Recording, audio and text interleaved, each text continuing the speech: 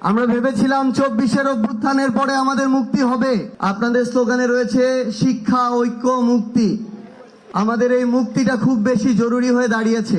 আমরা ভেবেছিলাম 24-এর অভ্যুত্থানের পরে আমাদের মুক্তি হবে, কিন্তু আওয়ামী লীগের পতনের পরেও বিএনপি যেভাবে নিজেদের দায়িত্বে বাংলাদেশে আওয়ামী লীগের পুনর্বাসন শুরু করেছে, আমাদের মুক্তি হতে আরেকটু সময় লাগবে। কিন্তু আমরা নিশ্চিন্তে বলতে পারি, নির্দ্বিধায় বলতে পারি, আপনারা যদি আপনাদের জায়গা থেকে বাংলাদেশের প্রত্যেকটা ইউনিয়ন এবং ওয়ার্ডে ছাত্র শক্তির এক একটি দুর্গ এবং ফোর্স গড়ে তুলতে পারেন, তাহলে আমাদের সেই মুক্তি পেতে বেশি দিন সময় লাগবে না।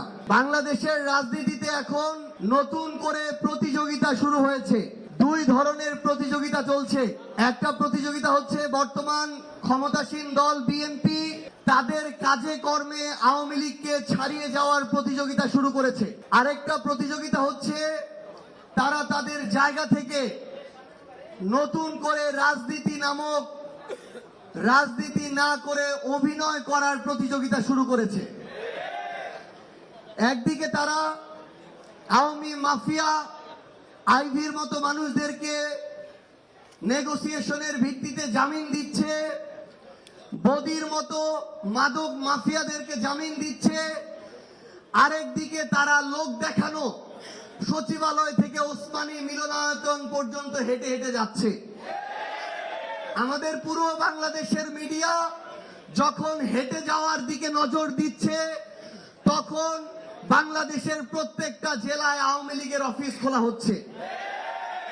একদিকে তারা ব্যবসায়ীদেরকে বাংলাদেশ ব্যাংকের গভর্নর বানাচ্ছে, তাদের বিএনপির মন্ত্রীদের যে ব্যাংক, সেই ব্যাংকগুলোতে হাজার কোটি টাকা লুটপাটের পায়তারা শুরু করেছে।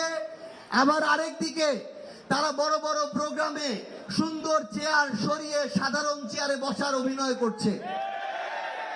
একদিকে তারা তাদের জায়গা থেকে বাংলাদেশের এই মানুষদের সামনে পিলখানা হত্যাকাণ্ডে আমার যেই অফিসার ভাইদেরকে আওয়ামী লীগের নীল নকশায় হত্যা করা হয়েছে, সেই অফিসার ভাইদের ওই কবরে গিয়ে আওয়ামী লীগের রাষ্ট্রপতিদেরকে নিয়ে তারা শ্রদ্ধাঞ্জলি জানাচ্ছে।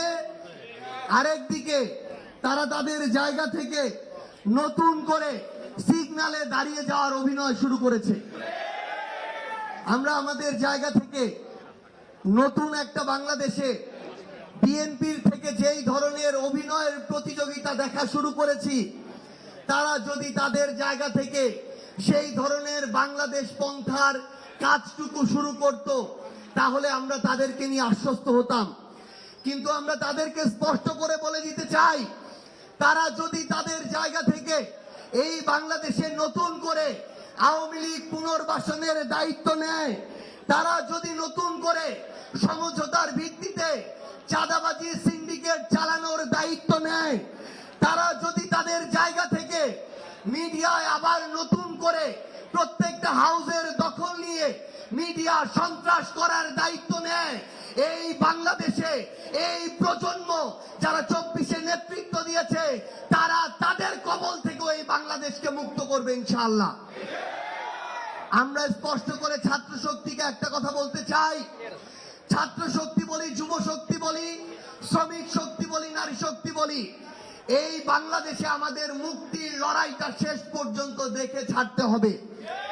বিএনপি নতুন করে যে সমঝোতার রাজনীতি শুরু করেছে, বিএনপি প্লাস আওয়ামী লীগের নতুন করে তারা যে রাজনৈতিক এজেন্ডা বাস্তবায়ন করার চেষ্টা করছে, বিএনপি আওয়ামী লীগ এবং ভারতীয় আধিপত্যবাদকে যুক্ত করে তারা যে নতুন ট্রায়ো এই বাংলাদেশের মানুষকে দাবিয়ে রাখার চেষ্টা শুরু করেছে, এটা থেকে আমাদের মুক্তি ছাড়া কোনো বিকল্প নাই।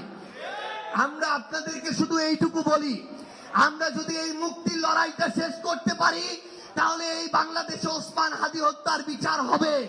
আর আমরা যদি শেষ না করতে পারি, তাহলে আমাকে আপনাকে এই বাংলাদেশে অসংখ্য হাদিকে জীবন দিতে হবে। এই জন্য আমাদের একটাই কাজ, আমাদের এই সংগঠনটাকে, জাতীয় ছাত্র শক্তিটাকে বাংলাদেশের প্রত্যেকটা জেলা, উপজেলা, ইউনিয়ন, ওয়ার্ডে নিয়ে যেতে হবে। তারা জাতীয় নির্বাচনে ইঞ্জিনিয়ারিং করে তারা ভোটটাকে পরিবর্তন করে, গণনায় ফলাফল পরিবর্তন করে তাদের জায়গা থেকে ক্ষমতায় গিয়েছে। স্থানীয় নির্বাচনে প্রত্যেকটা ভোট কেন্দ্রে যুব, ছাত্র, এনসিপি, শ্রমিকের শত শত নেতা কর্মী দিয়ে প্রত্যেকটা কেন্দ্রে এক একটা দুর্গ করে তুলতে হবে। ভোট দেয়া থেকে শুরু করে ভোটের ফলাফল প্রকাশ হওয়া পর্যন্ত কেউ যদি ইঞ্জিনিয়ারিং এর চিন্তা করে, তাদের কর্মী থেকে নেতা পর্যন্ত সবাইকে ইঞ্জিনিয়ারিং এর সর্বশেষ ভবিষ্যৎ চোখে আঙুল দিয়ে দেখিয়ে দিতে হবে। আপনাদেরকে শুধু আহ্বান করব, আমাদের এই মুক্তির লড়াইটা কঠিন হয়ে যাচ্ছে, কিন্তু এটা অসম্ভব নয়। এই অসম্ভবকে আমাদের যে কোনো মূল্যে বাংলাদেশের জন্য, মানুষের জন্য সম্ভবের দিকে নিয়ে যেতে হবে। আপনাদেরকে সাংগঠনিক জায়গা থেকে শুধু দুইটি আহ্বান। এক, এখান থেকে পুরো বাংলাদেশে ছড়িয়ে পড়ে আগামী 1 বছরে আমাদের একটাই লক্ষ্য হবে, বাংলাদেশের প্রত্যেকটা জেলা, উপজেলা, ইউনিয়ন এবং ওয়ার্ডে ভোট সেন্টার ভিত্তিক আমাদেরকে কমিটি গড়ে তুলতে হবে। অন্তত 101 জনের ছাত্রর একটা ফোর্স বাংলাদেশের প্রত্যেকটা ভোট সেন্টার কেন্দ্রিক থাকতে হবে। একইভাবে যুব এনসিপিরও থাকতে হবে। এবং আরেকটি অনুরোধ করে শেষ করব, সেটা হচ্ছে আমাদের নিজেদের মধ্যকার বোঝাপড়া তৈরি করতে হবে।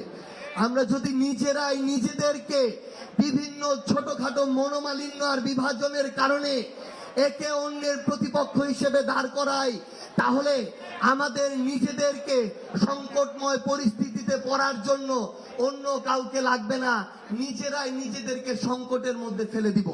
কিন্তু আমরা সেটা কি করব? আমরা কি সেটা করব?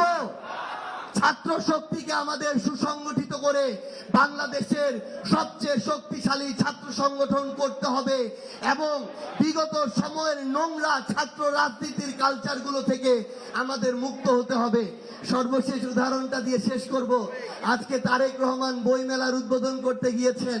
আমাদের ছাত্র দলের সভাপতি, দুঃসময়ের সহযোদ্ধা, তাদের ভাষ্যমতে আমাদের অভ্যুত্থানের একটা সেক্টরের তিনি কমান্ডার ছিলেন আমাদের রাকিব ভাইকে দেখলাম আওয়ামী কালচারের মতো সে সময় ছাত্র রাজনীতি যেভাবে হয়েছিল, তিনি তারেক রহমানের গাড়ির পিছনে পিছনে দৌড়াচ্ছেন। এটা আমাদেরকে কষ্ট দেয়। তার নেতৃত্বে বাংলাদেশের লক্ষ লক্ষ ছাত্ররা রয়েছে, তিনি যদি নেতার পিছনে এইভাবে দৌড়ান, এই কালচার তো আমরা আওয়ামী লীগের সময় এভাবে দৌড়াতে দেখি নাই।